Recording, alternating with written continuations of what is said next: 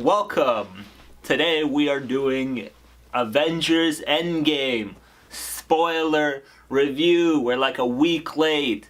We saw this movie last Thursday.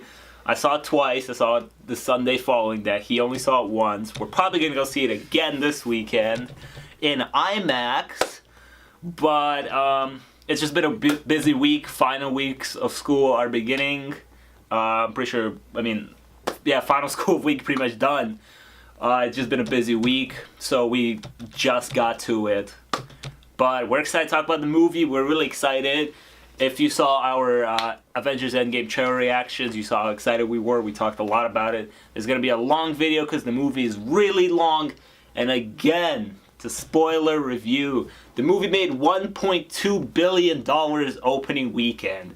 I don't know how you haven't seen it yet, but if you haven't seen it yet, don't watch this video. I don't even know how you dodge spoilers on the internet from it if you didn't see it opening weekend. But yeah, any last thoughts before we get going? No, I'm ready to get into it, man. All right.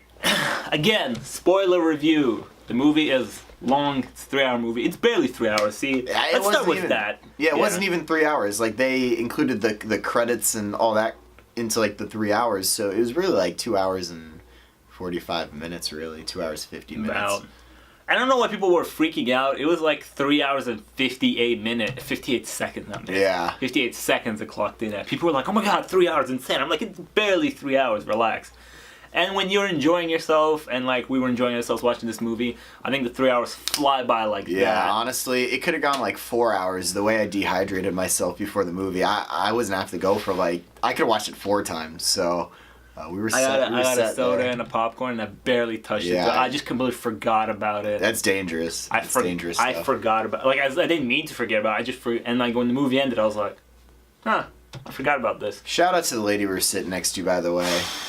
We'll get to that. I was sitting next to a really annoying lady. So we saw it Thursday night because we just had to straight away. Yeah. And we got to the movie theater and sat down and everything. Yeah. Like the theater itself was empty. We were worried about. We were worried about people talking about it in the lobby, but the lobby was empty. So we got to our theater. We're like, we're finally here.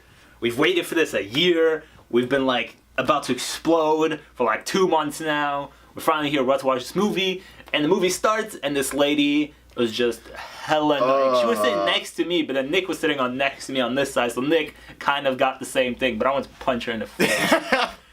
This is the sense of what she did. She had her husband sit next to her, and like every single time something happens, she'd be like, "Oh my god, we called that!" And like she'd be loud. Like I feel like when I make comments, when I sit next to Nick, I'm like, I whisper. Yeah, have some courtesy. She literally called everything before it happened.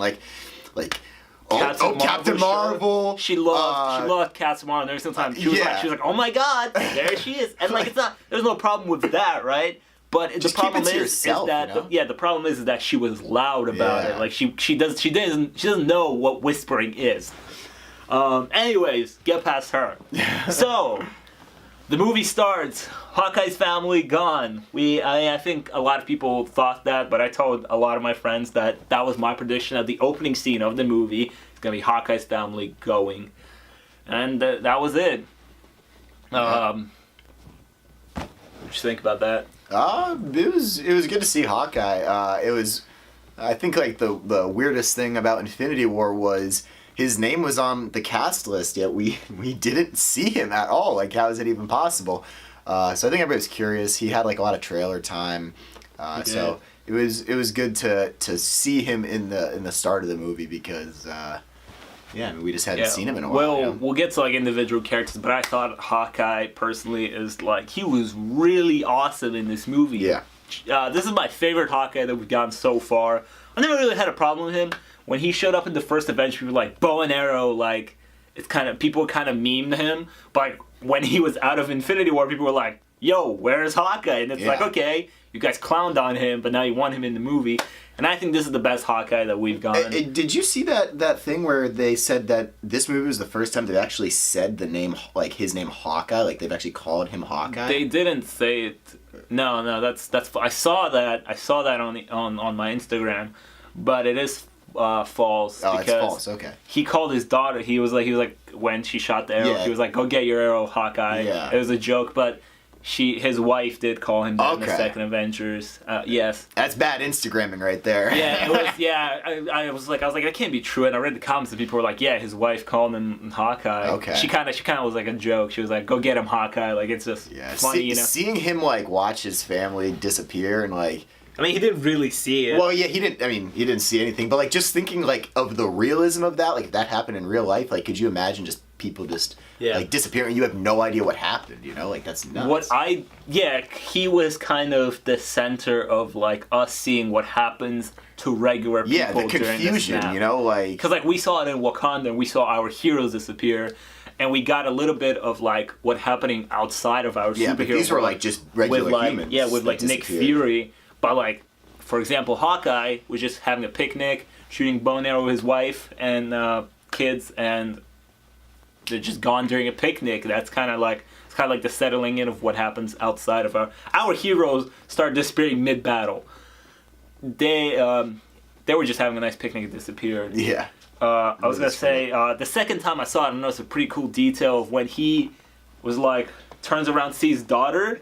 You can see little floating particles of her like turning into dust. I didn't notice that the first time. I'm not sure if I noticed. There was little like particles flying in the air. When we go see it again, pay attention to that. That was a cool detail that I didn't notice because I was like, okay, so we're not gonna see anybody turn to dust. Really, they're just gone.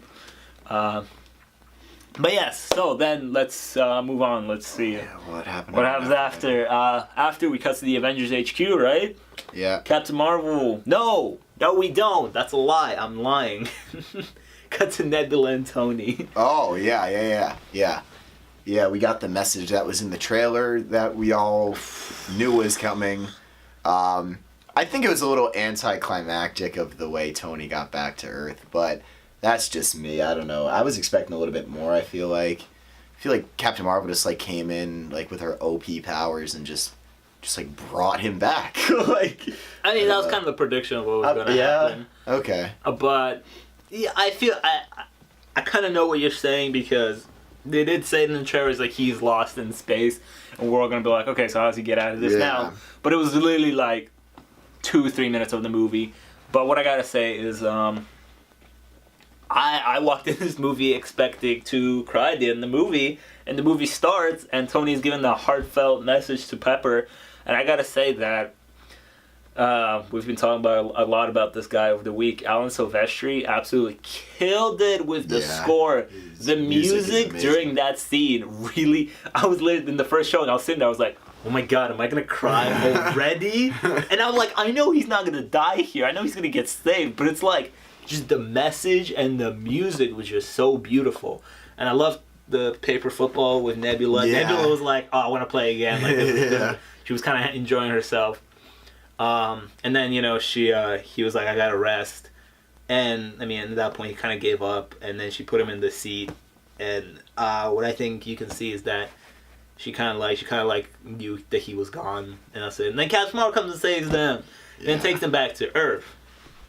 And now it cuts to the Avengers HQ. Cap's there, Natasha's there, Rhodey's there, everybody's there who survived. And Tony has a meltdown.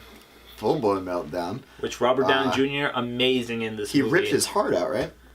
I mean, what a lot of people keep forgetting. Yeah, it's Iron Man 3. That doesn't keep him alive anymore. Yeah, it doesn't keep him alive. So that's just the suit. Yeah. But yeah, when he has that meltdown and, he calls back to Age of Ultron, he's like, well, you said that I told you that we're gonna lose, but you told me we're gonna do that together. But guess what? You weren't there, and he rips. Is that a continuity issue though? Because I remember him talking in space, saying something where they were figuring out how to keep the particles away from his heart and stuff. But again, I thought that was completely fixed in Iron Man 3. I thought it was, but why do they keep talking about it? The heart, what?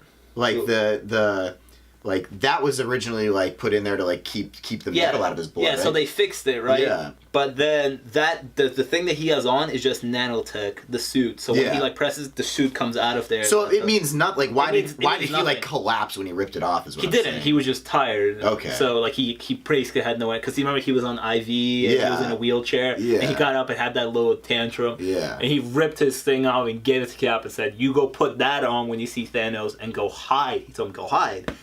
And he collapsed. So then, we saw that scene that they released to everybody, where they were like, how they found Thanos and they found where he is.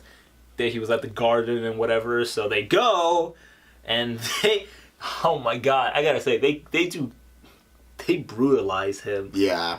They surprise him, cut off his arm first of all. And then Thor goes for the head. Thor decapitates him. Yeah, I really didn't like... I don't know. I really didn't like that scene just because, like...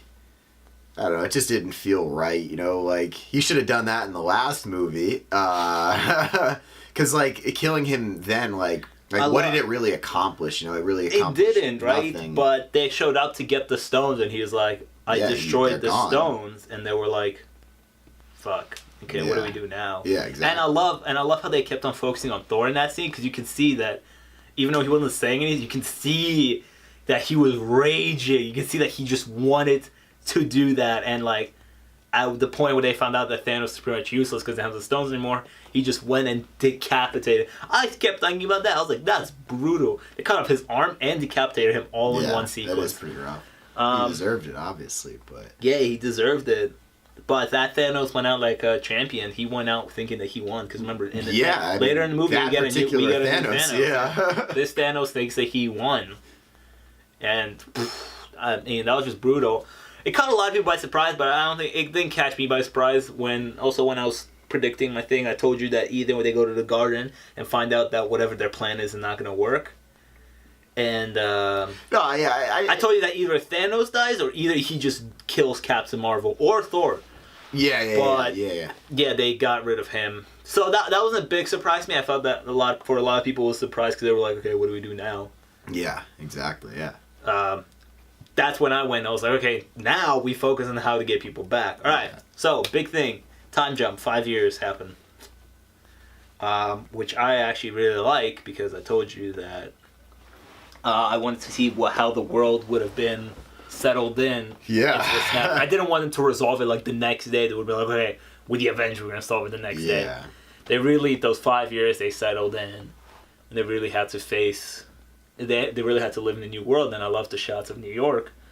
Ellis Island has docks on it. City Field's empty. And outside of City Field, you see just cars just piled on top of each other because no one's using them. What do you think of the 5 years? Yeah, I think it like obviously added to the story. You kind of see like who, like I thought it was kind of interesting just having with the Russo brother at like the therapy meeting there. Yeah, that was he does little cameos. Little cameos. But it was interesting to see like how people reacted. Like Tony had a kid. Natasha was like real screwed up from it. Captain America was he was trying to like help people and kind of like talk people through it and look at the positives. So it was interesting just to see like how everybody reacted a little bit differently to it. Obviously, Hawkeye lost his mind. I think the most important one is Natasha. Yeah. Because I think you see that for her, it really, and I like how they paired her up with Cap, because Cap was like he was hurt by the fact that they lost, but he was like, "There's nothing that we can do." He was trying to move on. I don't think he kept on telling people that they should move on, but he was always trying to be positive about it. Yeah. Like when he went to Natasha and he's like, "Oh, I saw like whales in the water because the water is clear because of less ships," and she's like, "Oh, if you're trying to tell me to look on the bright side, like." Well, and that's like the screwed up thing. Like Thanos isn't necessarily incorrect in his statements. I mean, like in his mind, like there are positives that do come out of this, obviously, but like when you lose like loved ones and stuff, it's a completely different. He obviously had no one to lose. Like he's just did lose Gamora. Well, yeah, he did lose Gamora, but like That's pretty much the only. Yeah, that's pretty besides much that, he had nothing to lose, right? So like in the grand scheme of things, kind of playing God like he was, like yeah, it all sounded good, but like on a human level, it obviously people like lose their whole lives, you know, like that's crazy. And I love. No, actually, before we get to that, Ant-Man comes back. The rat. Ant-Man does come back. There was a few things in this movie that were a bit too like coincidence. Is that the right word I'm using? Coincidental, yeah. Coincidental. But I mean, I think the rat was like a decent thing, you know. It was like 5-year time jump. Yeah, sure, the rat like activates it, whatever. All right, so whatever. Ant-Man's back now, and I love the sequence. I think this movie has a lot of on the cinema standpoint, and this movie does a lot of good things in terms of cinematography. I think some of the shots they use and the camera work that they do is just beautiful.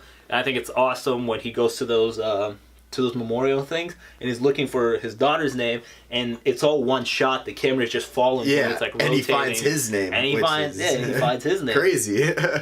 And he goes back. I thought that kid that he was talking to was kind of a dick. He was like, "Yo, kid, what happened?"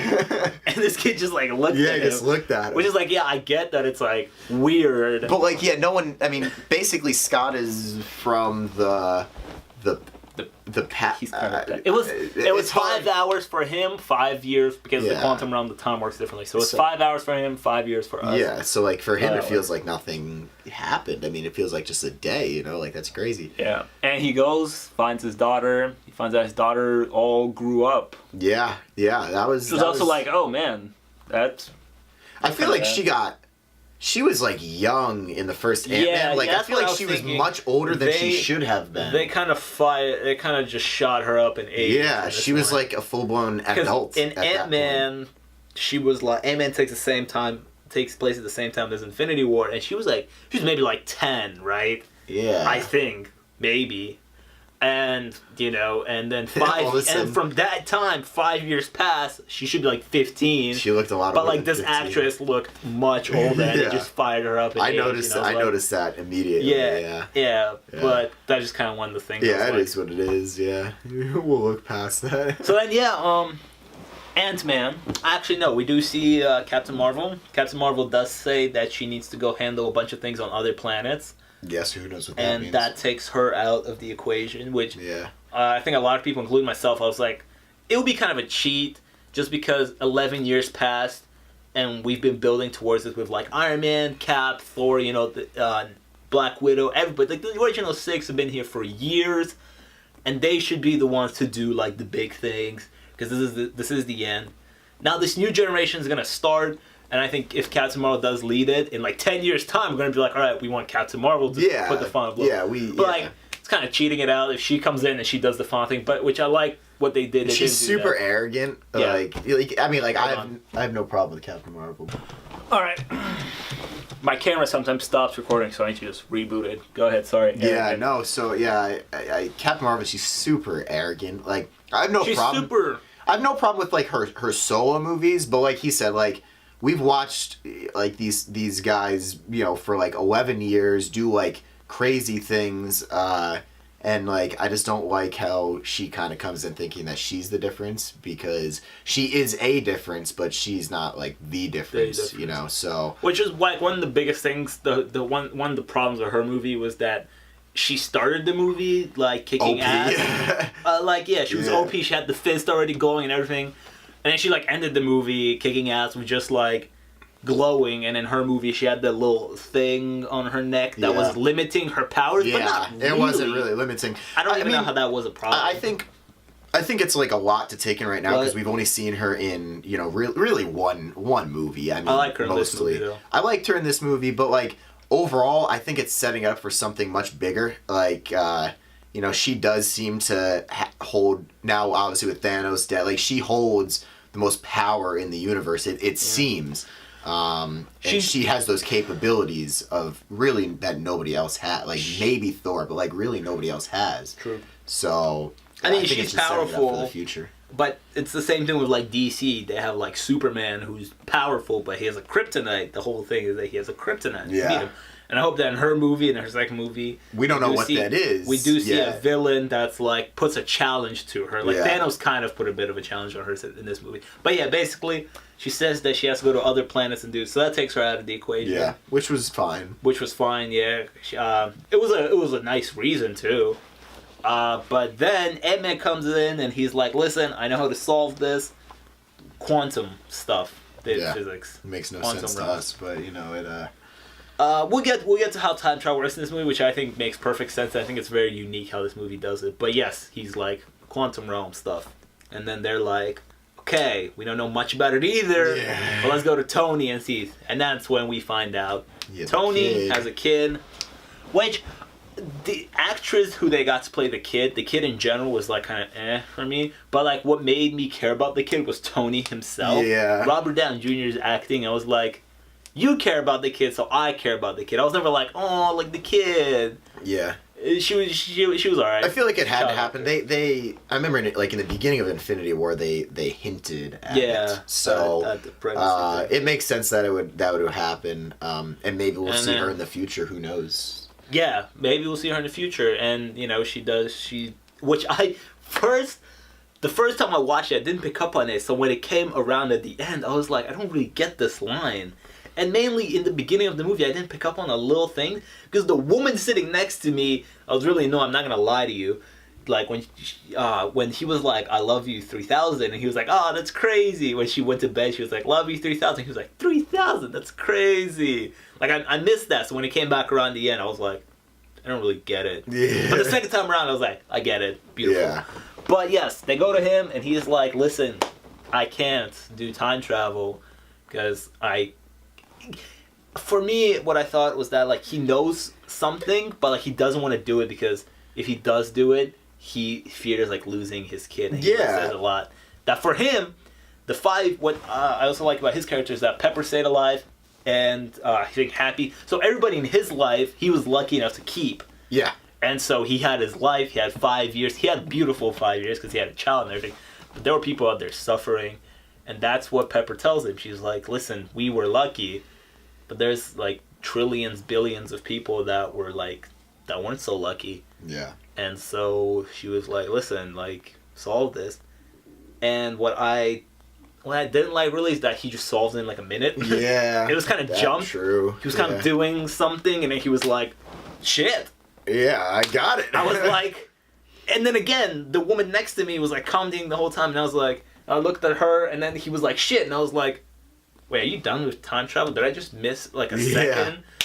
And yeah, I feel like there's just so much put like in the movie. It was so long already. Like you kind of had to cut corners. You kind of had to cut corners. And I mean, which I didn't really mind because I was like, hey, get to the time. Yeah, I don't think people necessarily cared of like how it happened, of more like when it happened. Because like I think everybody knew this was gonna happen. Like we almost were like for sure about time travel, right? I mean, one of the I guess what makes this movie different from Infinity War is not action. There's the beginning of the movie is slow in pace. Super but that's slow. not the best for me personally. It's not a problem because I was like, okay, I want to be settled into this post-snap world, and you know, I don't want everybody to get to action straight away. So it is slow in the beginning. But you know, in the second half, when time travel starts to happen, stuff like that, it does pick up in pace. Yeah. For me personally, it wasn't a problem. What about for you?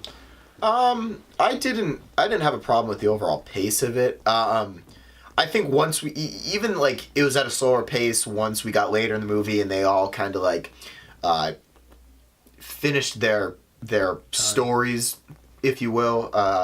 Like every single movie in the past has always ended with questions, you know, of the what ifs and what about this, what about that. There's a definite ending. And yeah, this clearly, you know, it they all got to meet who they wanted to meet in the end, you know, obviously loved ones and all that. And it was a very definitive ending. So I was okay with the pace of it, because Infinity War was like all action, really. I mean, it was craziness.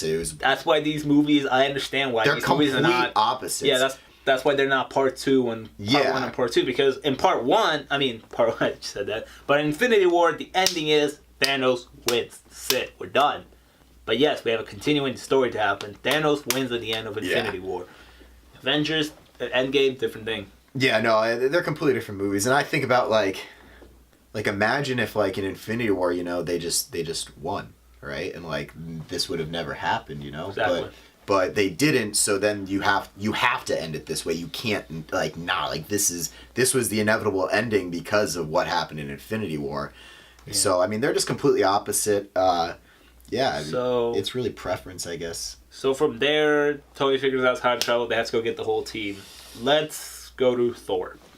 Yeah. So, Thor. Little discussion on Thor. So we see Thor. Korg's alive. They have New Asgard somewhere. Korg is like one of my favorite, by the way. Yeah, Korg is. I'm really happy. We saw a bit of Korg, but they have New Asgard. I think it's probably somewhere in Europe by the looks of it. I mean, it's really Valkyrie's still alive. It's an Earth Asgard. That's what it is. The Asgardians are living, but Thor, 5 years, is fat. Fat. Yeah. Fat. Which I'm gonna go back to this fucking lady right next to me. Oh my god. So, in the first viewing, I kind of didn't like the new Thor, right? That we saw. Yeah, I thought it was funny. Yes, it was funny at first because, you know, we know Chris Hemsworth is ripped. But, like, when he turns around and he's fat, we're like, ha, yeah. Funny. At first I was like, ha, funny the first time, right? This lady next to me kept on laughing every single time she was on screen. She kept on saying the comment. She was like, oh my god, he looks like Santa Claus every single time he was on screen. It was ridiculous, and that's what made me hate him the first time. The more I thought about after the movie, the more I was like, it makes sense.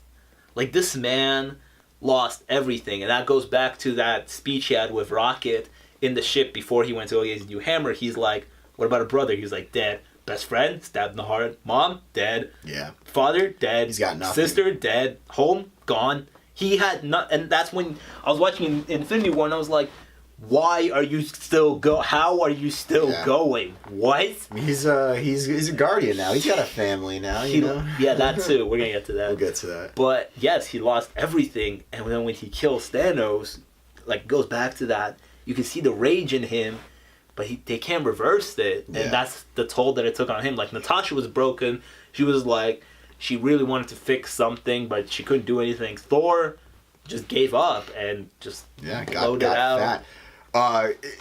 Quick side note: you remember Mr. Hall, right? Yeah. The high school teacher, yeah. right? So. Cause he. So yeah, everybody called him Thor. But now he probably is having fun. Exactly. Yeah. So my girlfriend, she hasn't seen Endgame yet, and she told me that our high school teacher was giving spoilers without spoilers, and he was just going around the school telling people that people are gonna think he's even more like Thor now.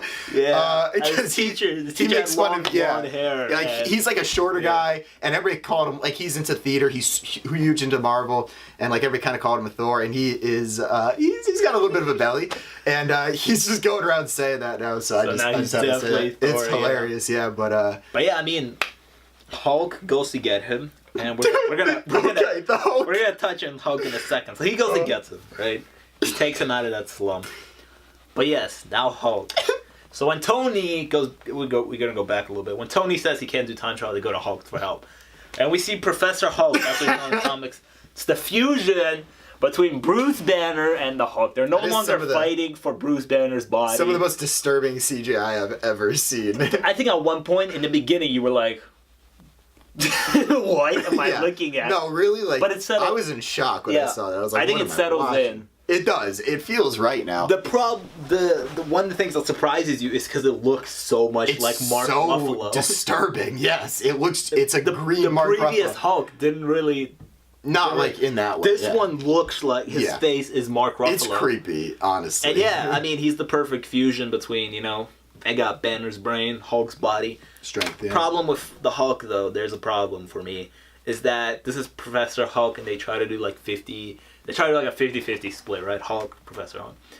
And so I understand that he has Banner's mind, so he's the smartest Hulk we have ever seen. Yeah. But he doesn't rage out at all in this movie. No. He doesn't do the Hulk things that Hulk does.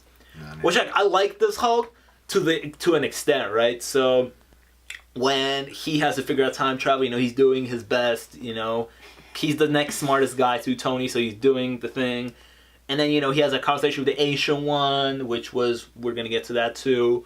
But like, for example, we're fast forward when Natasha dies, he like throws a bench across the lake, and you're just like, okay, kind of expect the Hulk to maybe punch a few things here and there. Yeah, I think that was like kind of for comedy too. I don't know. The Hulk is like, we didn't see the Hulk at all in Infinity War. The last time we really saw the Hulk rage was Ragnarok. That was a dope Hulk, I think. Yeah, it was a he cool fought Hulk. the wolf and stuff. I mean, yeah. Fought Thor. I'm a huge fan of like the original Hulk movie. Obviously, different Edward actors, Norton, but the background of Hulk I really like. It's just a different Hulk, and who knows if we'll ever see the Hulk again. I mean, they kept him because the Hulk primarily has just been, in these group movies, and now the future of that is unknown. True. So we'll see where he comes in. And even when they go back to New York, they see the previous Hulk and he's like smashing things. Yeah. And the new Hulk is like embarrassed with himself. Yeah. And so Cap is like, you got to stay in disguise, so smash a few things on the way. And, which I thought at that time it was funny because he has Bruce Banner's brain, so he's not really into the whole smashing. Yeah. He's like, he's a car, just smacking. there was a bike, and that's like funny. But like when it came to like the final battle and stuff, we didn't really see a Hulk smash a few things. That's my only problem with the Hulk. I agree. It wasn't so 50-50. I agree. But yeah, I think the CGI settled in into the movie. Listen, at first it was like, looking at it is just okay. like some of the funniest. It's just hilarious. Like, it just looks so much like Mark Ruffalo. I'm pretty sure Mark Ruffalo enjoyed that. I'm sure he the did. Hulk looks like him. Yeah, it's great. I can't get over it. Like, I can't get the image out of my that. You can't unsee that. Like, you can't unsee that. Yeah, it was a bit disturbing. But and then we cut to Natasha. She went to Japan to go get Hawkeye. Yep. And again, the cinematography was awesome in that because it was like one shot thing until they faced off in the streets. And at that point, you're like wondering, okay, 5 years passed, what made him go over the top? And he just does a quick line where he's like, 50% of the Earth died, but you lived. And that's kind of goes back to he's taking it out on the people that lived, but they had no choice in it, Yeah, but he's taking it on like bad people because like when Natasha's like talking to Okoye, Rhodey, Captain Marvel, and Rocket, Rhodey is like, oh, we found a bunch of dead cartel guys, and it was him. And he's taking now, I think, the Yakuza in Japan, which is like also a mob. So he's taking out on bad people. So he's like... Which is good. So his philosophy is that 50% of the planet died, including my family, who are good people. Yeah, but you bad people, but you bad people lived, and they got Thanos, but you get me. So yeah, he has like a really cool sword fight, kills the guy, and then Tasha's like, listen, we found a chance. We can undo this. And again, it goes to Jeremy Renner's acting. I think Jeremy Renner really stepped up in this movie, my favorite Hawkeye. And when he turns around to her and he's like, please don't give me hope. Like, I really don't need this. But she does convince him. Yep. So he comes back. Tony figures out time travel. He gives Cap his shield back. That was dope. So they have enough Pym particles for 2 test runs and 2 runs each there and back. So, because Hank Pym is dead, there's no one that can remake it. Yes. It's Hank Pym's thing. These particles. So, Hawkeye does the test run. He finds out that it does work. He goes back to his family. Yeah. So now the mission. The mission is they're going to go get the stones. They're going to get the stones from the previous movies. I think some fan theories were doing that. And I think it's great because this is like the end, and it's great to recap on a few things. Totally, and they certainly recapped. Totally recapped. Thor talks about the ether and the dark world, Thor the Dark World, and Natasha says, listen, if you pick the right time, there will be 3 Infinity Stones in one spot in New York, because the Sanctum will have one, the Tesseract will be in the middle of the New York battle, and the Mind Stone will be in Loki's staff. And so it will all be in New York, so they decide New York, Ether, Asgard, Power Stone, go back to the first Guardian when Star-Lord took it in the beginning. And I forget what the other ones was. Am I tripping out? No, that's 6, right? 3 New York, 3 New York, 1 Asgard, 1 Power Stone, and where was the other one? Oh, Vormir, Soul Stone. Well, Soul Stone, yeah. There you go. I was just like in deep thought. I was just thinking like, okay, so like they did all this, but like in the final battle, right? Like when Doctor Strange showed up and stuff, like he didn't have the Time Stone, did he? No, he didn't. because he gave So, like, voice. He didn't have. Yeah, so like he's kind of like lost his powers, right? I mean, his powers were never the time stone. Wow. His powers were the magic that he does with the thing. The soul stone was something the time stone was something he never really used. He's it. just the keeper of it. Yeah, he's just. I mean, he used the powers. yeah. His powers come from his own magic. Okay. Yeah. But yeah, so the mission was happening, and they separated teams, and so this is when I turned to you. And the first time we saw it, I turned to you and I was like, Hawkeye and Black Widow are going to Vormir. Yeah. It didn't click with me for like a minute. I was like, wait, are they? Yeah. And yeah, he didn't get it at first, but when they showed up in Vormir, you were like, now I get it. Oh, no. And yeah, so they go to Vormir, but before we get to that, let's go to the Battle of New York. Some throwback. We see a Battle of New York. We see what happens after the Battle of New York. We saw from a different angle that shot of all them kind of fixing look, and he's like, "I'll have that drink now."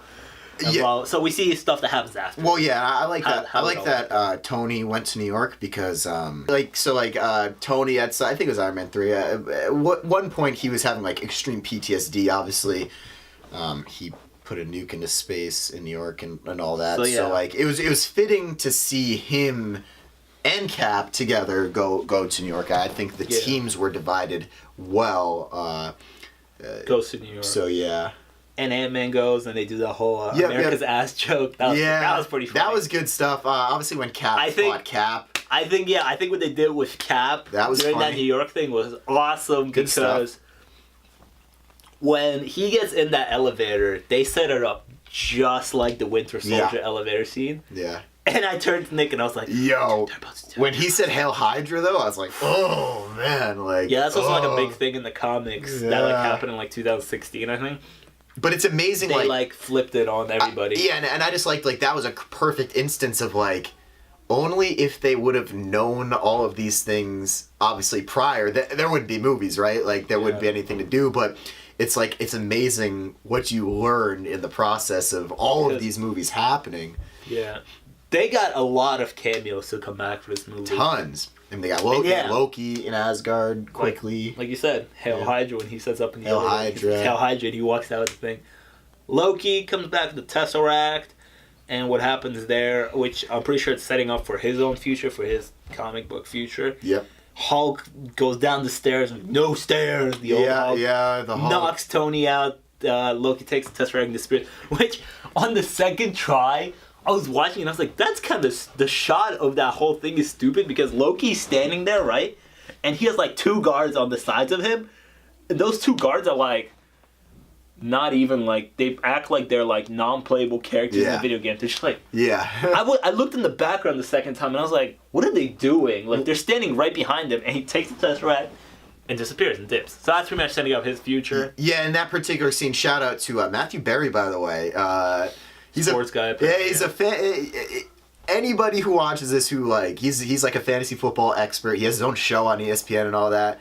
And he had a cameo. I actually DM'd him. I wanted him to respond to me. He did? He did not. Matthew Berry.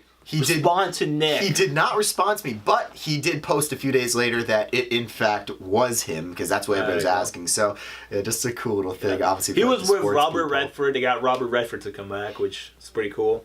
He played the secretary. Oh, well, the Stan Lee cameo happened right around that time, right? It happened after that. It happened all after that? Okay, yeah. So, yeah, and Cap fighting Cap was... Cap fighting Cap was hilarious. It was awesome because they did that little thing where the other Cap thought it was Loki because, Loki so it didn't really conflict with that. But, which I thought we didn't touch upon, is time travel. Let's just take a seat back here on time travel. You know how time travel works in this movie? You got it? Because I know a lot of people. Yeah, I understand it. So it's like, just for all of you who don't get it, they explain it a bunch of times in the movie, so you can't really say it's a plot hole. So you can't really change the past that affects your future. So like, I can't go back in time and like kill my mom, and I will disappear from this future. It's timelines, yeah. Yeah. So if I go back and do that, it's just a new timeline. Yeah, they went Rick and Morty style on this, pretty much. Where I don't, which I think this is a really unique way, because time travel movies does the whole thing, and the whole plot of a lot of time travel movies is that like, oh my god, I changed this little thing in the past. Yeah, it's gonna change my whole future. This isn't the case. But it's just timelines. I think this is a way better way of doing it. Your past already happened, and I think yes, if they were gonna do time travel in this movie, they had to be really careful not to make it. So the other movies before this are not useless. So you just wipe them out of existence. Yeah, which they did a great job didn't, of. so. Yeah, they did, so that's good. So that's how time travel works in this movie. When you can't change your future based on your past, you would just open up a new timeline. Yeah. Whatever happened, happened. So yes, so when he runs into himself, and I love the shots in that when they throw, when they kind of hit shields with each other. And he kicks him, and he's like, "I can do this all day." He's like, "Yeah, I know you can do this all day." Yeah, it's funny. And they fight. But what is a very unique, which is a very important thing when Hulk goes to meet the Ancient One from Doctor Strange 1. She played a very pivotal role into understanding how this timeline thing works. Totally, yeah. She tells him, which I love because she's like really profound and she knows a lot. Well, and I like that they took like a lot of time out of that too, because I think all of us know like Doctor Strange is going to be a big part of the future. So it's good that they took time out of it. He's like, "I'm here to see Doctor Strange." She's like, "You're 5 years too early." Yeah. Because he's performing surgery on the other side, which goes back to Doctor Strange 1 when she kicks him out in the beginning when he's like, "Teach me," and she's like, "No, you're not worthy." She kicks him out and makes him wait outside for a little bit and beg. But she knew all along that he was the one, and she was like, "Yeah, you're 5 years too early." I know Stephen Strange would be the thing. But what she doesn't know, because she does die in that movie, is that what happens afterwards, that she never saw it past him giving the stone to Thanos. So when she's like, "No, I can't give you the stone, because if I give you the stone and you don't return it, it will mess up my timeline, because my stone," which that also makes sense, because the Avengers were only thinking about their timeline. They weren't thinking about anything else. And yeah, she does say, "You're going to mess up my thing." And Bruce Banner, she finds out that obviously Thanos gets a hold of it, and then it's like... And Bruce Banner tells her, "No, I will return it, like, trust me." And she's like, "I can't base it off of your promise." And he's like, "Listen, Strange gave that stone up for a reason." She's like, "I made a mistake, my bad, take it, but please return the thing, because I really need it." Yeah. You're really going to mess me up. So yes, Hulk gets his stone, Cap gets the scepter, but they don't get the Tesseract, and that's when they go back to the 70s. That's when Cap and Tony go back to the 70s. They go back to the 70s because that's when Hank Pym, the young Hank Pym, was developing Pym particles, so they could go get extras, come back, and they could get the Tesseract, which was a shield. So they go back. We have a Stan Lee cameo, which not a lot of people actually reacted to or did anything in it was quick. It was quick. I wasn't prepared for it. So they do a little Stan Lee cameo, which... Stan Lee. Yeah. That's all needs to be said. But Tony has kind of reconnects with his younger father. And Cap also saw Peggy, which is actually vital as a scientist, right? Yeah, she was always part of SHIELD though. She wasn't a scientist, but she was just part of SHIELD. She was like head of SHIELD. Yeah, so I mean, those are like... And yeah, he had a really emotional moment when he looked at her through the window. To me, those were like two of the most important moments, symbolic moments, because I mean, like, obviously our two biggest characters really closing out unfinished business, kind of. Yeah. At least for Tony, that was the end of his business. Cap obviously at the end gets to do more, but yeah, I mean, what I love about that whole sequence is that it wasn't like the guards were like, "Oh my god, we gotta find them," and they had to like run around the place. No, they gave it time. They got time. His dad never found out who he was or anything. He was never in danger. They had a little nice connection. It wasn't like they had to do some chase sequence. Yeah. No, we took time out of it. Him and his dad reconnected, and he was like, "Listen, I have a daughter now," and his dad talks about what kind of man he is, and he kind of looks at him and he's like, "Yeah, like this was good to reconnect." Yeah, it's like, and like on a movie scale, it's like it hits you, and then like if you think about it like in terms of real life, it's just like crazy. It's crazy. Really, even it's really deep. Like it's super deep. But so yeah. Well, what a lot of people I don't think noticed, which I picked up on it too, when Cap goes to take particles, he doesn't take only two. He took 4. He needs 2 for him and Tony. Yeah, he took 4 though. He took extra, which will play back into the thing, which they showed that close-up shot for a reason. Oh, yeah. It wasn't random. But I don't think we got the answer it wasn't in random the movie, that he right? grabbed. No, there is an answer in the end. Oh, yeah. Duh. So, They get all the things. Yes. But let's go to Vormir real quick because I think that was one of the best things about that mission. It was just so amazing and so like. Yeah, and I'm glad they didn't beautiful. screw it up. Natasha was the one who had to die. They gave them time. It wasn't like cut in between Yeah. things. They did their thing. They had their own section. When they get there, Red Skull's like, one of you has to sacrifice yourself, and you're like, well, yeah, we knew that. They didn't know that. Yeah. Yeah. But wow, that was just. That was intense, but when they fight for who's gonna do it, I was like, I'm just glad they didn't screw it up because if they killed off Hawkeye, that would make zero sense. I didn't think they were gonna kill off Hawkeye because I was like, he wasn't in Infinity War, and they were like, he's gonna play a big part in this movie. But like, and he has a family. But when he jumps, I was like, wow, they really did it. Yeah. And she forces his hand by grabbing him and tying. From a story standpoint, though, it makes no sense for him to die. Honestly, it had to be Natasha. That one hurt. That one hurt. Not gonna lie, because like I like Black Widow. She's dope.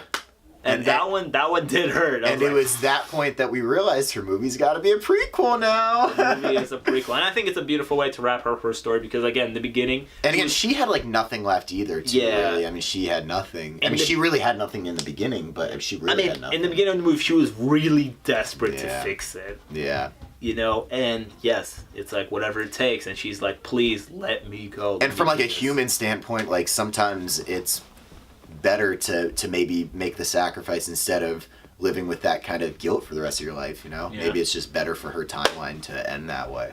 I agree. I think it's a great ending to her story. I think if anybody was going to sacrifice, she was probably the right one to get that stone. It doesn't make sense if anybody else did, you know? Yeah. It just doesn't. So, let's catch up with that. In general, that Vormir sequence was just beautiful. They had that little shot where they were really close together, really friendship and stuff. It was just beautiful. Let's go back to Fat Thor though, when he goes to Asgard and he reconciles with his dead mom. I thought that's when I kind of was like, okay, this is him being fat is like, it's not a joke anymore. It's not. I'm not really laughing at it. Yeah. But like, I actually kind of got like chills because like his mom knew that that was future him, you know. She was like, oh, I'm a witch, you know, like obviously I know this is future you. And it was like I love when he's like, listen, I gotta tell you, like, you're gonna die today, and she's like, no, don't tell me anything. Yeah. Like my thing is it just felt so real that she realized that he was from the future. Like it all felt so real. He had the eye, he had the eyes. But she knew everything, and it was he reconciles with mom. Rocket gets the thing from Natalie Portman made a little cameo in this movie. Tiny. She didn't even get any speaker role. She was at the premiere. Everybody was like, "Oh my god, we're gonna see her time travel." And yeah, we did see her. But yeah, Rocket gets the thing, and I love at the end when they're about to leave, Thor goes to the hammer and comes back to him. And what I love about his reaction, he's like, "I'm still worthy," because he was really scared that he wasn't worthy. That because he lost all of it, and it's not just the fact that he gained weight. He like lost himself consciously, and he kind of became lazy and stuff like that. But when will he not be? But when he catches that hammer, he's like, "Oh my god, I'm still worthy." Yeah. And he takes the hammer back with him. And we saw the hammer, which is nice. Yeah, I mean, gosh, we hadn't seen the hammer for a minute. And he takes the hammer with him. And one more mission was Rhodey and Nebula, which I didn't really touch upon that much. His name's Rhodey? Rhodey, yeah. Oh, I just knew him as War Machine? Yeah, War Machine. Yeah, his name's Rhodey. Well, we kind of done past the Patriot. We're past the Patriot? That was only in Iron Man 3. How often do they call him Rhodey, though? Call him Rhodey all the time. Oh, man. Did you just find that out? I'm surprised. No, I just always called him, I mean, his full name is like James something, but his like nickname is Rhodey. Okay. That's what they call him. Yeah. That's what they I just didn't pick up on it 100%. That was the mission that literally... I'm sorry. That was the mission that didn't really touch me that much. Yeah. But... but that was the mission that also screwed everything up. Yes. It had a very vital thing. Yeah. And I love the Star-Lord. They had the opening sequence from the first Guardian. He's like dancing and singing. And then it cut to what it looks like from the side, and he's just like looking like an idiot. Yeah, because he is an idiot. And they knock him out, go get the stone. Yep. And they're about to leave. But what we find out in 2014, Nebula, Gamora, and Thanos, 2014, they're all bad guys. Gamora is not with the Guardians. That was crazy, yeah. And so, I think that was not like surprising, but like it was weird to see a bad Gamora, you know? What made she wasn't really. She was really bad. She was just kind of like. Well, and I don't think that her or Nebula like knew what the outcome was going to be of this. Like, who would have thought that he could actually accomplish that? What made sense is that since Nebula is mostly a computer, and so they had the same kind of, they were connected on the same Wi-Fi pretty much. Basically. And so that's how the whole plan goes south, because the old Thanos uses the old Gamora to find a new Gamora, and they pretty much glitch her out so she can't go back. So Rhodey leaves, but she can't go, and then they're like, and then they use that to take her, because she had that little golden arc that tells her apart. So she takes the old Nebula, takes the old arc, puts it on her, and then goes back in time with everybody else. So when she shows up, she's like, "What up? I'm Nebula," and they don't know that it's the old Nebula, the bad one. And so she's the one that ultimately brings 2014 Thanos. This is a different Thanos. Yeah. And a different Gamora. We do see a Gamora, but our Gamora is dead. Yeah, she's dead. This is a new Gamora, and our Thanos is dead. This is a new Thanos. Well, I think it was symbolic though for, because like it's hard, like you can't just discount Thanos as a character. Like, although he's a villain, right? And like obviously we're rooting against him. Like, he's had a major part in both these movies, and I think I don't know. I'm trying to still find it, but when old Thanos sees future Thanos succeed, right? That was. I think that's that has some bearing, right? Because like obviously, like in the end, I think a lot of people knew Thanos was gonna die. They were gonna win, right?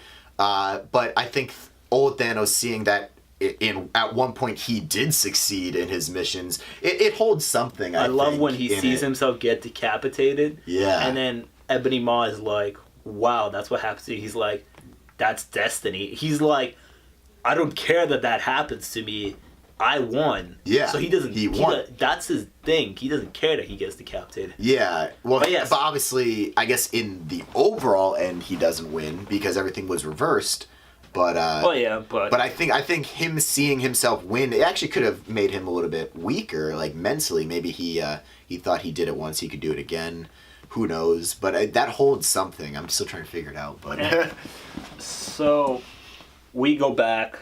The third act's about to start, and I think this is the best part of the third act. Is wonderful. It's amazing. Yeah, we go to the third act. They reconcile about Natasha being dead. They kind of have a little sequence, and again, this is like the third time saying this, but again, Jeremy Renner really breaks down. And it goes back to when he gets the Soul Stone and he's in that water and he has a stone. He's like crying. He's standing there. Again, amazing. And when he's kind of broken down, they're like, "Listen, can we like bring her back?" And he's like, "How about you go and ask the red guy?" Which I'm surprised that we never got a reaction out of Steve for the fact that the Red Skull's still alive. Yeah. Really. That was kind of one of the disappointing things that I wanted to see happen, but I never saw. But the rest of the movie kind of makes up for that. But yes. So, they get all the stones, and they're like, "We gotta do this. Natasha sacrificed her life for this. We gotta do this." And so, here's another...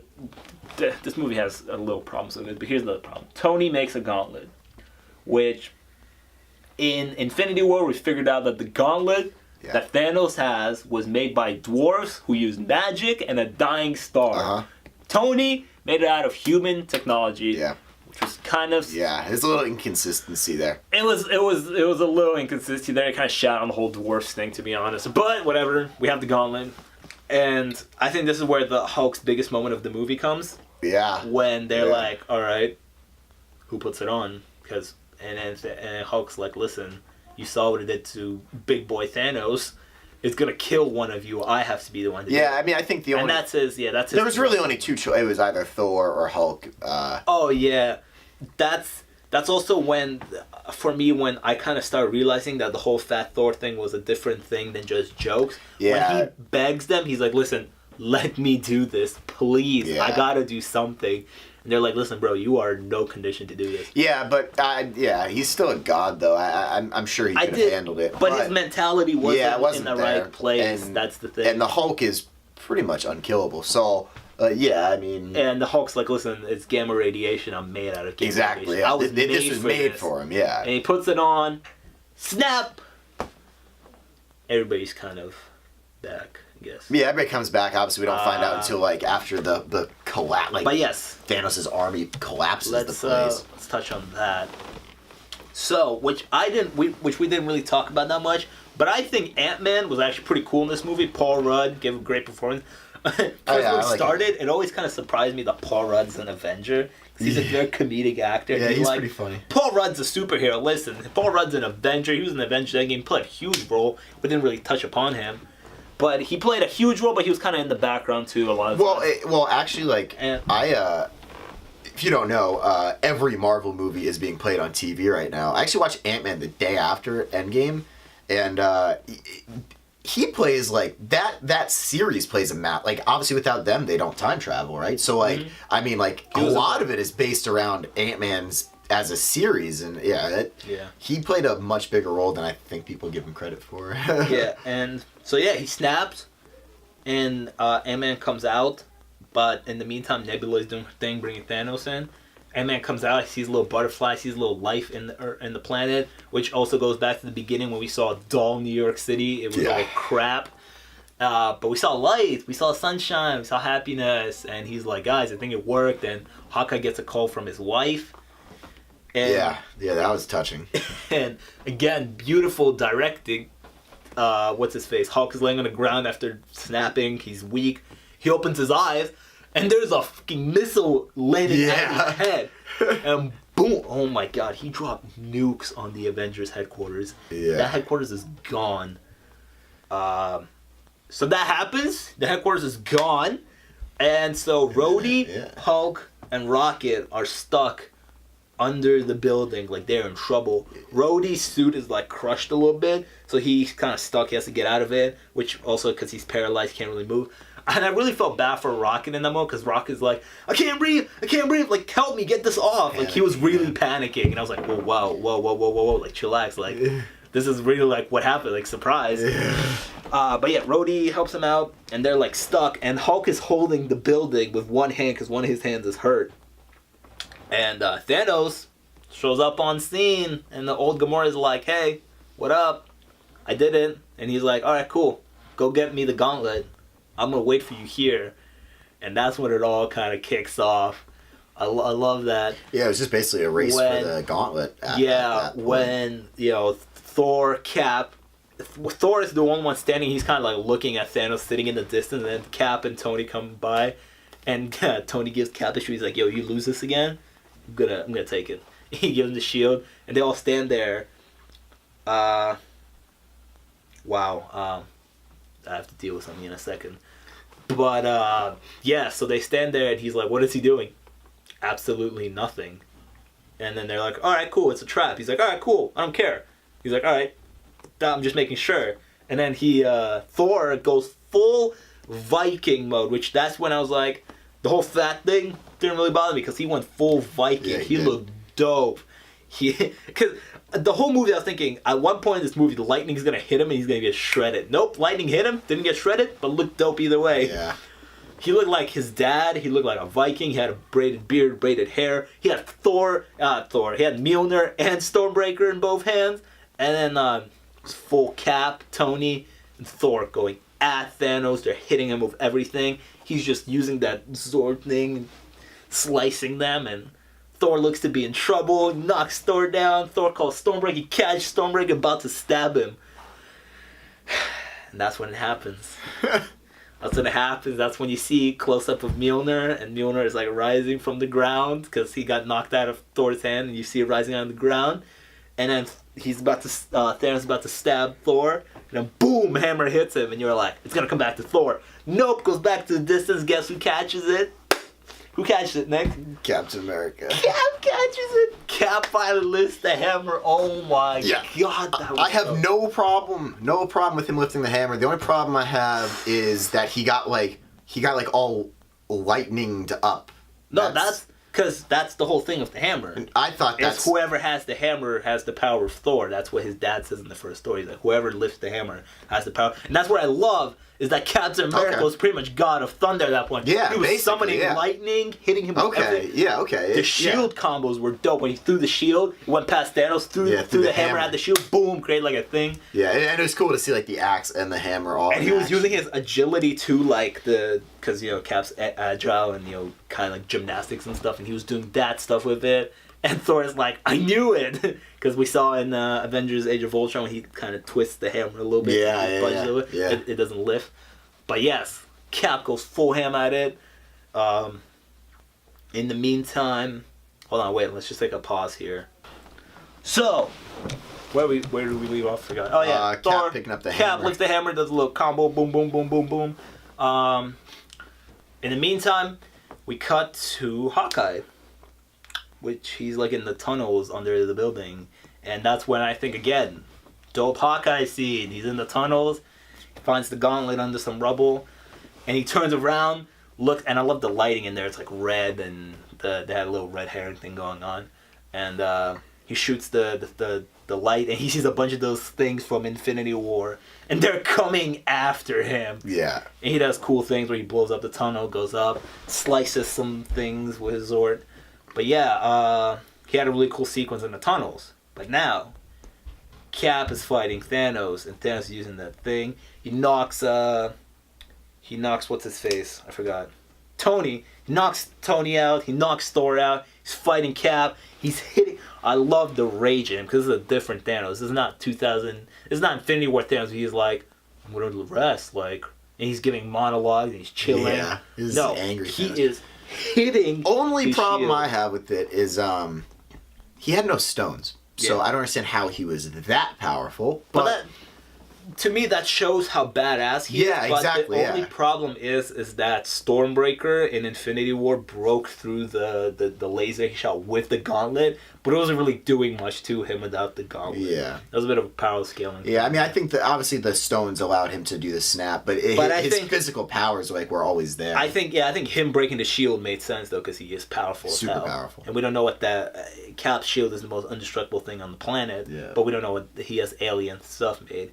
And I mean, going back to here's where Thanos kind of changes for me. It's not Infinity War Thanos because he when Cap, Tony, and Thor first face him, right? He gives a little monologue.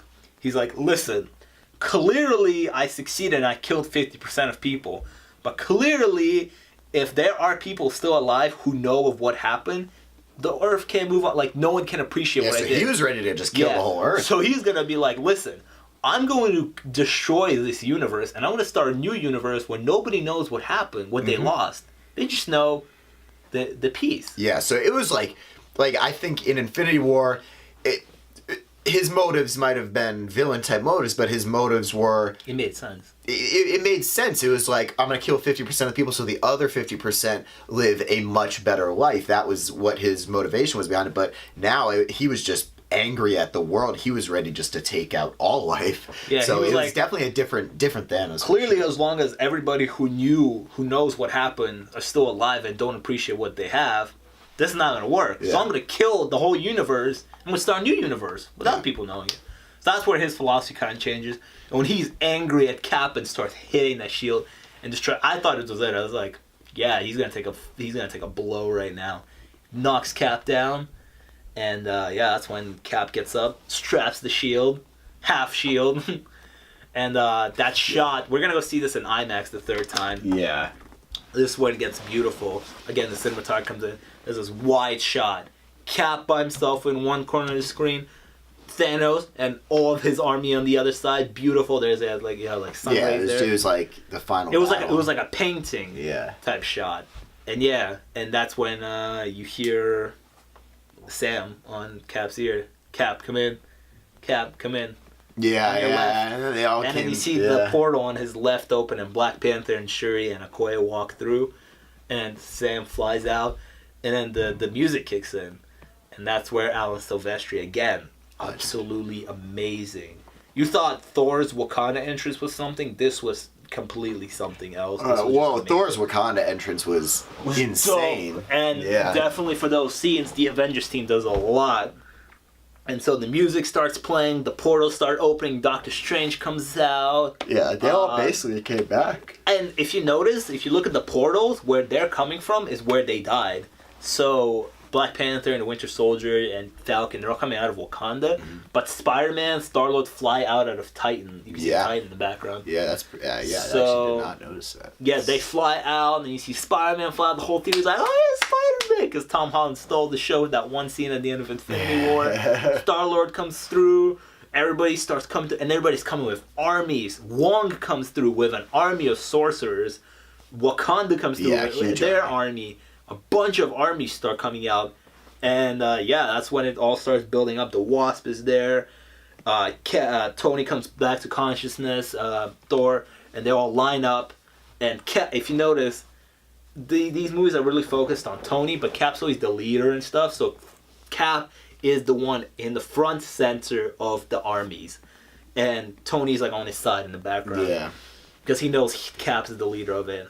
Yeah. And he finally says the line. The music builds up, and he's like, Avengers, catches the hammer, assemble. Yeah. Oh my god, that's what makes the third act so beautiful. It was just awesome. Yeah, it was just awesome. Him lifting the hammer, him saying Avengers assemble, like Cap's my favorite, and I was like, oh my god, I'm going nuts. Everybody's charging at everybody. Giant Man comes out. Yeah. Ant-Man goes under the building to save Rhodey, Rocket, and, the Hulk. And he turns to Giant Man. And I love how he takes Hulk out of his hand because he's so much bigger than the Hulk. The Hulk comes out of his hand. Scarlet Witch comes back, and she's pissed. She's like, she looks at Thanos, she's like, you took everything from me. She's glowing red. She's with rage. And I love Thanos' reply. She's like, because this is 2014 Thanos. She's like, you took everything. And he's like, I don't even know who you are. And she hits him back with a pretty good rebuttal. He's like, oh, you will.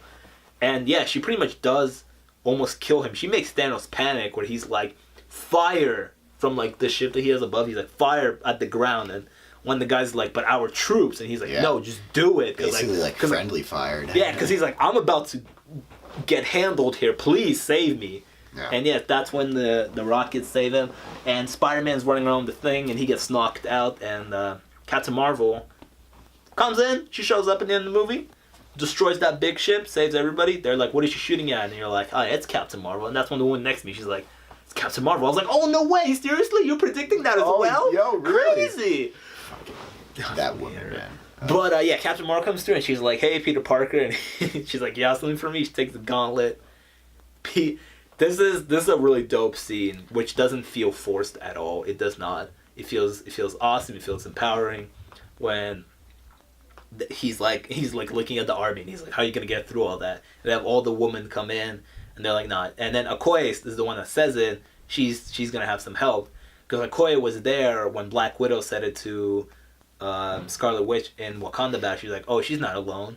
And that's what kind of broke my heart, is that Black Widow's not there. Yeah. She's like the very first female member. Yeah, pretty much. And she's not there. You know, it's all the females lining up, including Pepper, and they're all going to be like, yeah, we're going to do some badass things right now. And what's her face is not there, Black Widow.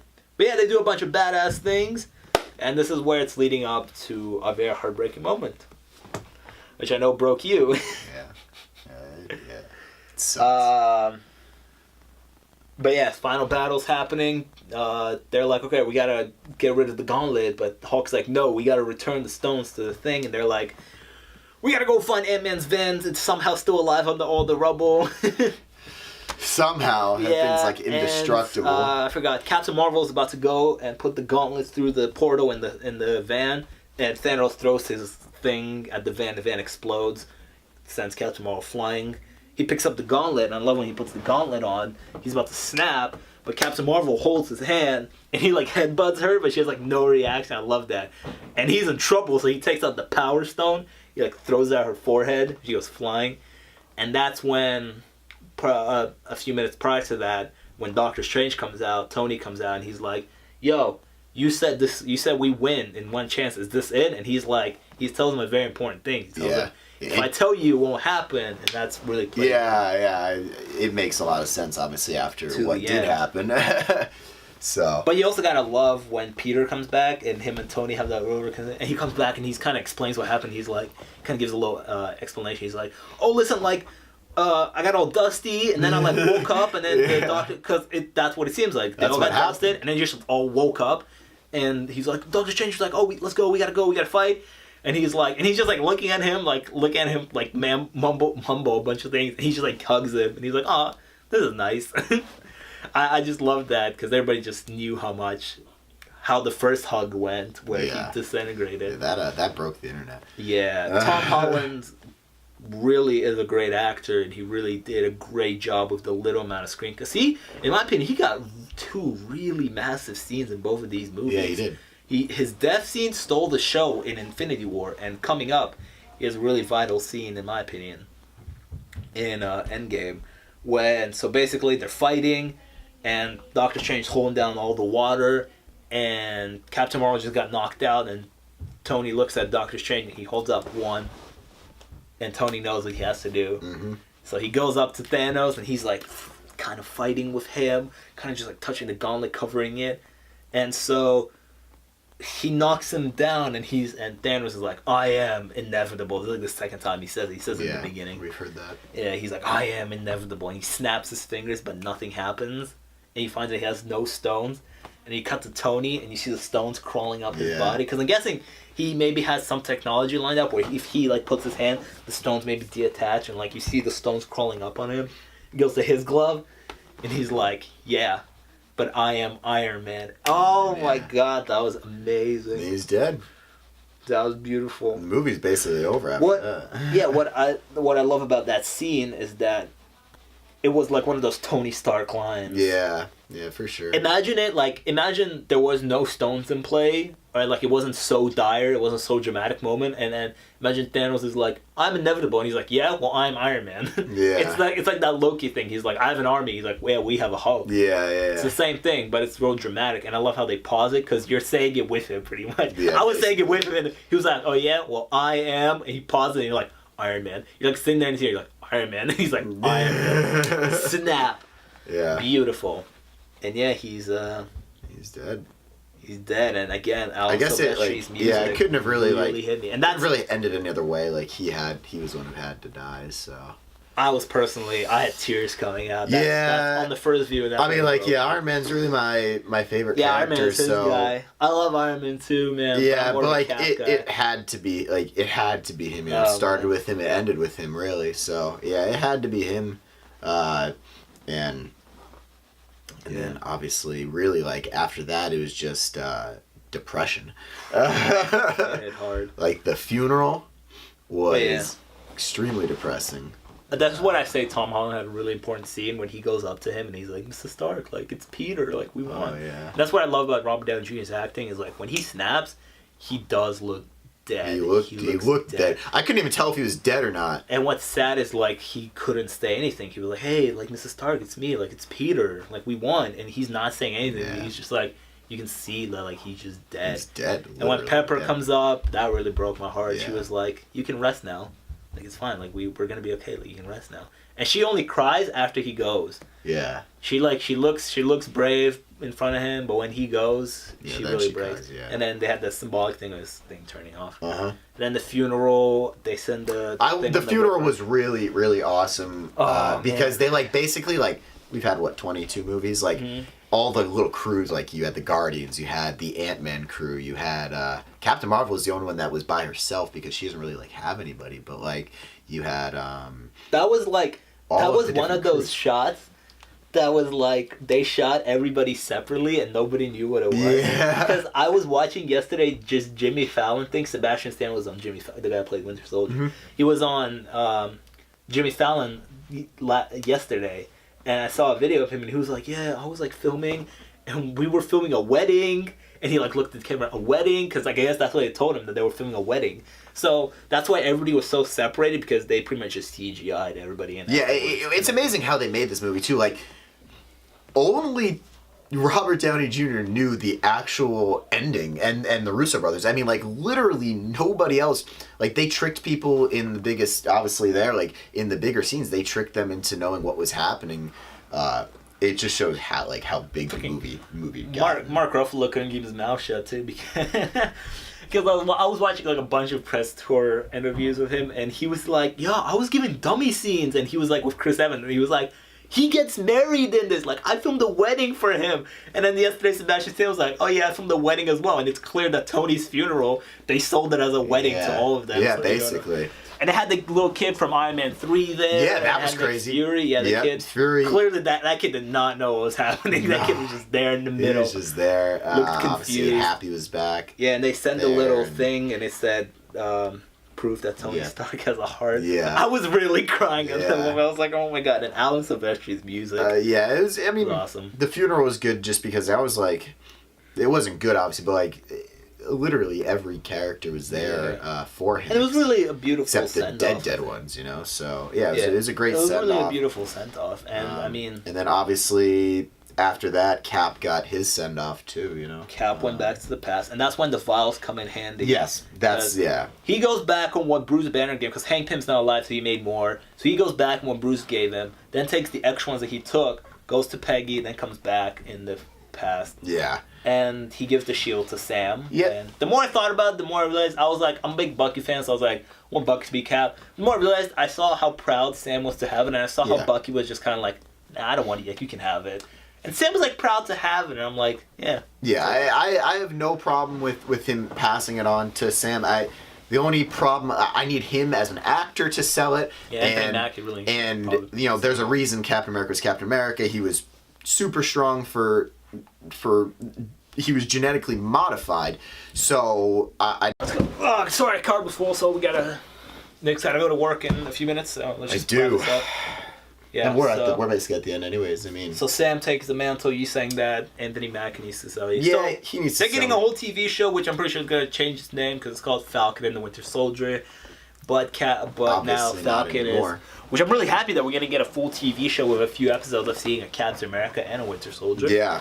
I think the TV shows are going to play a huge part. And Honestly, we don't really know what to expect. Like, we don't know what the future is going to hold. Speaking of TV shows, Vision never showed up in this movie. I didn't realize until the end. When and it's beautiful too when Hawkeye is talking to Elizabeth Olsen's character, Scarlet Witch. I'm sorry. When he's talking to her, he's like, "I wish I could tell her," and he's talking about Natasha. He's like, "That we won," and she's like, "They both know." And I was like, "You're right. Vision never showed up in this movie." Yeah. It was never. He never did. So he was dead. He was dead. yeah, I mean And they don't have the stones in their universe anymore. So who knows? And yeah, Cap takes the stones back, plays everything, He lives his life. life beautifully, and yeah, I mean, are we missing anything?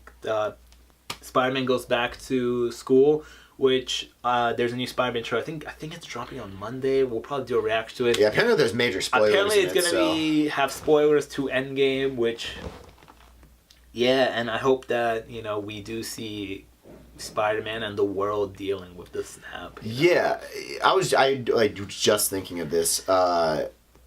We won't see it. There's no way they do this, but like Spider-Man hinted at the fact that like there was like a time where all the people who got dusted, like they were together in wherever they were. But he said he was talking to Doctor Strange and stuff, like, and he was like, Doctor Strange's like, oh, we gotta go. Like, where was this little world that they were all stuck in? I don't think they were stuck in it. I think they were just definitely dead, and they just woke up randomly. But like, where'd they wake up? The Titan. Because they came out of the portal on Titan. Okay, yeah. So you're right. Because him and Doctor Strange, they died together. To me, what it looks like, what happened, how people came back to life is like they just came back from where they ended. You just woke up. Yeah, basically. Yeah, that makes sense because Spider-Man's like, I just woke up, and Doctor Strange was like, yo, we gotta go, and I was like, alright, cool. So maybe they just like woke up. Beautiful send off to Tony, and he gives a little message to his daughter. I love you 3000, which in the first viewing I was like, I don't really get this line, but the second viewing I was like, nah, yeah, beautiful. it's a good line. And it's all over the internet. Everybody's saying it now. I love you 3000. Yeah, but it was a really, obviously, like we said earlier, like no post-credit scene. Yeah, no post-credit scene. Just a really like emotional showing of all the characters and stuff. But yeah, I mean, like it was the complete opposite of Endgame, of Infinity War, and now it's like we're moving into Phase 4. Yeah. Yeah. I mean, I walked out of the theater happy. I was sad with what I watched. I was like really emotional, but I was happy with what I saw because, in my opinion, you have to move on.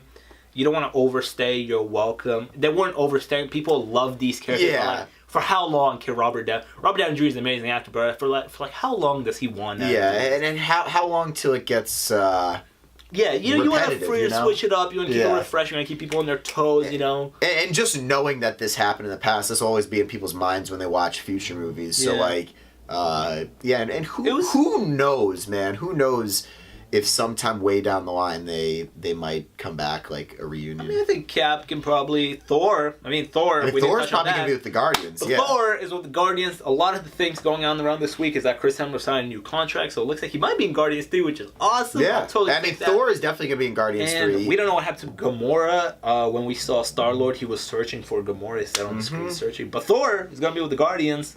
I'm excited to see more Thor. I'm happy that one of them, we know that they're going to continue. Yeah. Hulk, we don't know what's happening with Hulk. Hulk stayed alive. But we Yeah, don't know. I could just see down the line, like not like now, but I could see, a couple years down the line, I could see some of these characters returning maybe for brief spots, just so fans get to like see them, But we'll see. I don't know. We'll see. I don't know. People always talk about, like that 70s One- show reunion. It'll be like the same thing. One more thing I want to touch upon is that I loved how when Cap's about to go back, he takes the hammer back first of all because he's got to return to the old Thor. Yep. That's why he takes the hammer back. But Sam's like, "Oh, do you want me to come along?" He's like, "No, I'll be fine." And when he talks to Bucky, Bucky's like, "I'm gonna miss you, man," because Bucky knows what he's gonna do. Yeah.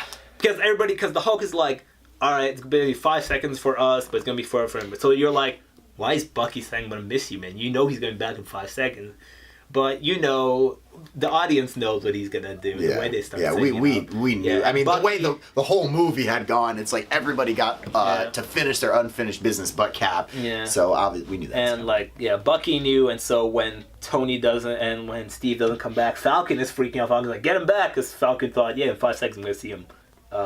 Yeah, but But you can see that Bucky didn't. we Bucky knew that was coming. And he gets his final dance at the end. That was beautiful. Yeah.